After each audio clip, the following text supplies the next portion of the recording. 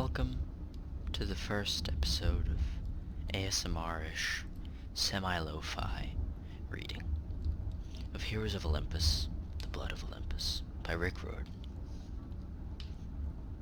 7 half-bloods shall answer the call. To storm or fire the world must fall, an oath to keep with a final breath, and foes bear arms to the doors of death. Chapter 1. Jason. Jason hated being old. His joints hurt, his legs shook. As he tried to climb the hill, his lungs rattled like a box of rocks. He couldn't see his face, thank goodness, but his fingers were gnarled and bony. Bulging blue veins webbed the backs of his hands. He even had that old man smell, mothballs and chicken soup. How was that possible? He'd gone from 16 to 75 in a matter of seconds, but the old man smell happened instantly, like boom. Congratulations, you stink. Almost there, Piper smiled at him. You're doing great. Easy for her to say. Piper and Annabeth were disguised as lovely Greek serving maidens. Even their white sleeveless gowns and laced sandals, they had no trouble navigating the rocky path. Piper's mahogany hair was pinned up by a braided spiral. Silver bracelets adorned her arms. She resembled an ancient statue of her mom, Aphrodite, which Jason found a little intimidating. Dating a beautiful girl was nerve-wracking enough. Dating a girl whose mom was the goddess of love, well, Jason was always afraid he'd do something romantic, and Piper's mom would frown down from Mount Olympus and change him into a feral hog. Jason glanced uphill. The summit was still 100 yards above. Worst idea ever. He leaned against a cedar tree and wiped his forehead. Hazel's magic is too good. If I have to fight, I'll be useless. It won't come to that, Annabeth promised. She looked uncomfortable in her serving maiden outfit. She kept hunching her shoulders to keep the dress from slipping.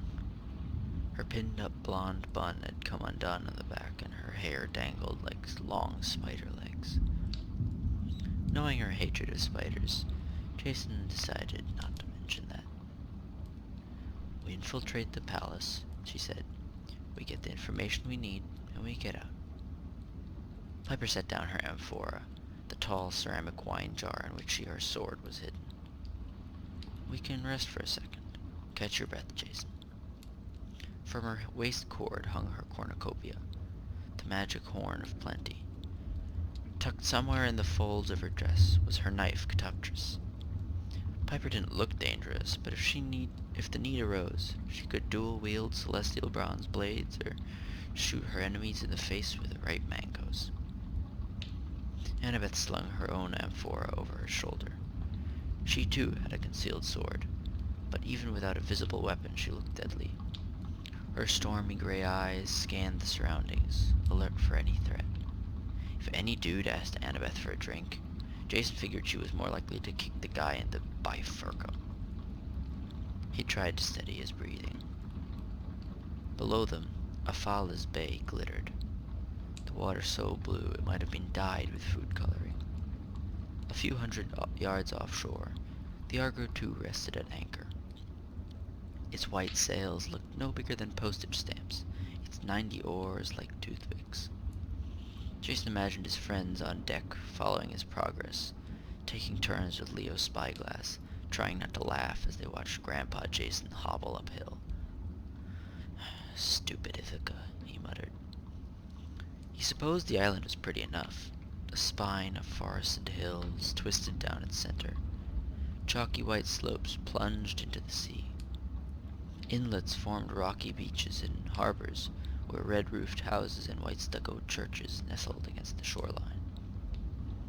The hill was dotted with poppies, crocuses, and wild cherry trees. The breeze smelled of blooming myrtle, all very nice, except the temperature was about 105 degrees. The air was as steamy as a Roman bathhouse.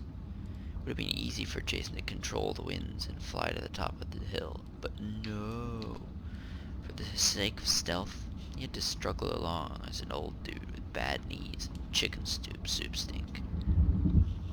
He thought about his last climb 2 weeks ago, when Hazel and he had faced the bandit Skyron on the cliffs of Croatia.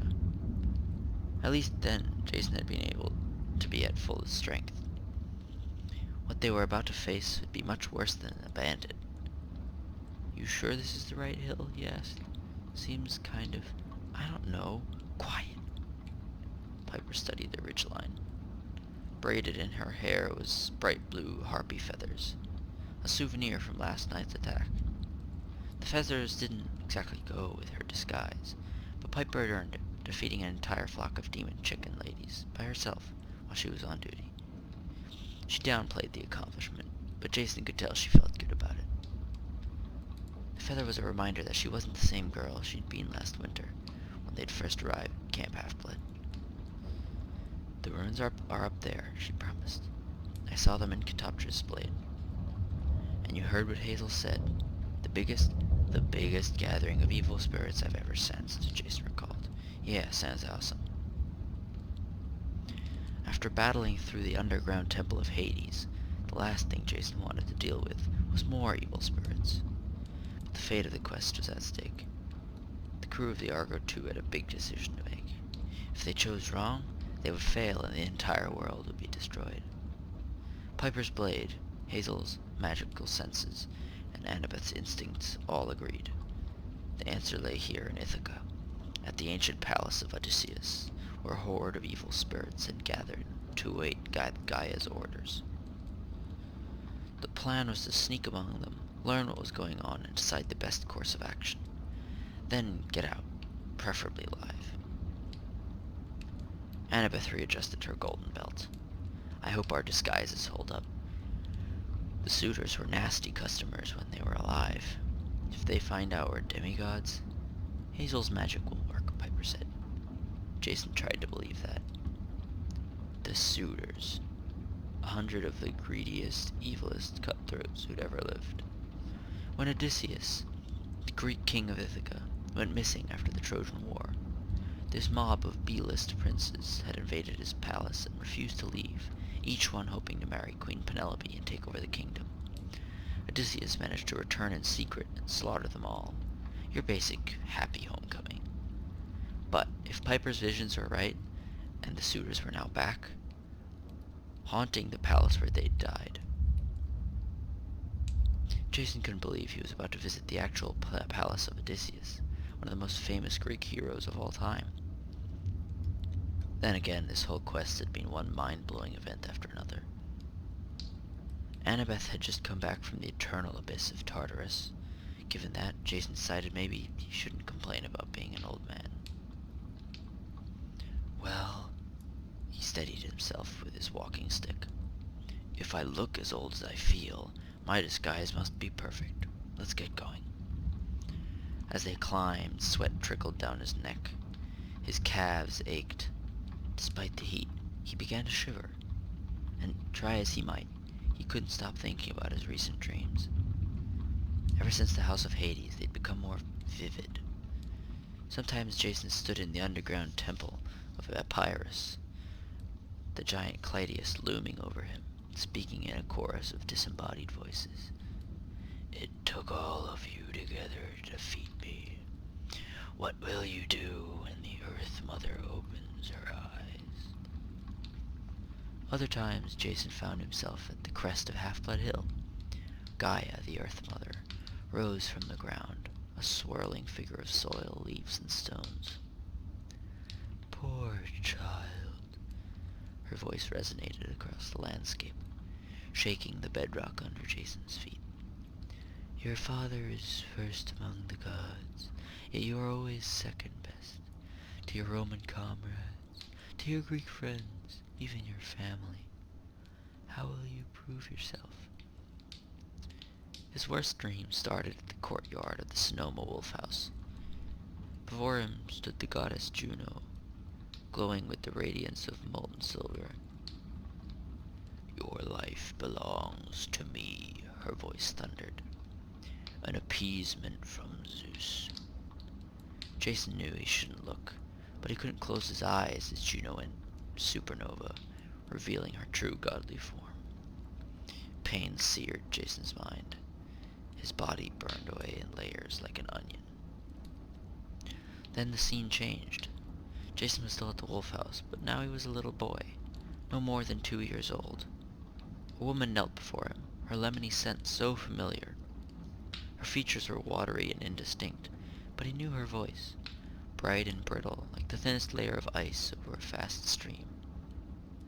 "I will be back for you, dearest," she said. "I will see you soon."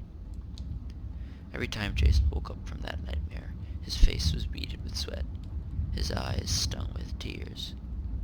Nico D'Angelo had warned them. The House of Hades would stir their worst memories, making them see things and hear things from the past. The ghosts would become restless. Jason had hoped that particular ghost would stay away, but every night the dreams got worse. Now he was climbing to the ruins of the palace, where an army of ghosts had gathered. That doesn't mean she'll be there, Jason told himself. But his hands wouldn't stop trembling.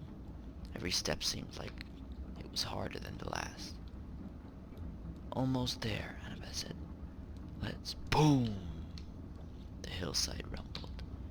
Somewhere over the ridge, a crowd roared in approval, like spectators in a coliseum. The sound made Jason's skin crawl. Not so long ago, he'd fought for his life in the Roman Colosseum before a cheering, ghostly audience. He wasn't so anxious to repeat the experience. "What was that explosion?" he wondered. "Dunno," Piper said, "but it sounds like they're having fun. Let's go make some dead friends."